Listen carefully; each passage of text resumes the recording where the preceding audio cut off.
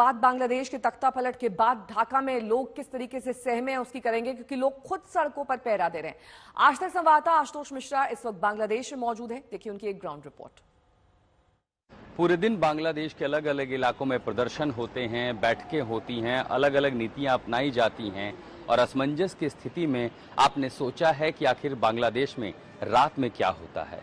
मैं आधी रात को बांग्लादेश में ढाका के अलग अलग इलाकों की सड़कों पर निकला हूं, ये देखने के लिए कि 5 अगस्त के बाद बांग्लादेश की स्थिति कैसे बदल गई है। दिन में हो हंगामा, धरना, प्रदर्शन, तो रात में क्या बांग्लादेश सो रहा है? बांग्लादेश की परिस्थिति के अनुଯାयी जो संख्यालघु के ऊपर आक्रमण चल रहा है, मंदिर, मठ, हिंदू घर के ऊपर लूटपाट और डकैती कर रहे हैं, ये सब उग्रवादी जो है, इस डर से हम लोग कुछ दिन से रात में पहरा देते हैं। अपने मंदिर को, इलाका को सुरक्षित रखने के लिए रात पर रात जागते हैं। देर रात होते ही ढाका की सड़कों पर आपको स्कूल, कॉलेज, यूनिवर्सिटी जाने वाले छात्र मिल जाएंगे सड़कों पर। कईयों के पास रेडियम के इस तरह के जैकेट हैं और वो सड़क पर दरअसल पहरा दे रहे हैं। ट्रैफिक की व्यवस्था भी देख रहे हैं और साथ साथ ये सुनिश्चित करते हैं कि कोई अनजान गाड़ी उन इलाकों में न जाने पाए जहां लोग रहते हैं, यानी रिहायशी इलाकों में जाने, उस तरफ जाने वाली हर गाड़ियों की तलाशी होती है ताकि कोई संदिग्ध किसी संदेहास्पद चीज़ों को लेकर के अंदर न जा सके, जबकि हालात पहले से ही तनावपूर्ण हैं। सड़क पे आप लोग कितने बजे आते हैं, क्या ड्यूटी करते हैं, यहाँ पर क्या करते हैं? हम लोग यहाँ पर सुबह 10 बजे से आते हैं एंड हमारा सबका शिफ्ट होता है एंड हम लोग यहाँ पर हर गाड़ियाँ रोक रोक के चेकिंग करवाते हैं। कोई इलीगल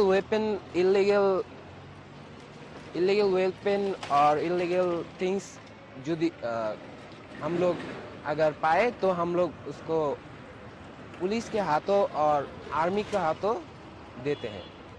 और ढाका के जब आप रिहायशी इलाकों में जाते हैं तब आपको ऐसी तस्वीर दिखाई पड़ती है और जो भी गाड़ियां आती हैं ये तमाम सारे जो सेल्फ डिफेंस फोर्स बन गई है वॉलंटियर्स की, गांव की हाथों में डंडे हैं और लाठियां लेकर के अलग अलग इलाकों में रखवाली कर रहे हैं और हर तरह की गाड़ी को रोकते। अगर कोई गाड़ी आ रही है तो उसको पूछते हैं, उसके बारे में पूछते हैं और तलाशी भी लेते हैं, चेक करते हैं कि वो कौन लोग हैं, किस तरह के एलिमेंट हैं, कहीं किसी तरह की ऐसी चीज़ें तो नहीं ले जा रहे जिससे हिंसा बढ़ सकती है।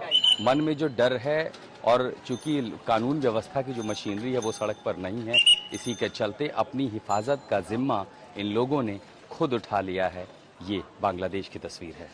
हम लोग का जो बेटी थी, बहन थी, बहुत सा जगह यहाँ पे बहुत सा खबर हुआ, जो रेप भी हुआ, बलात्कार भी हुआ।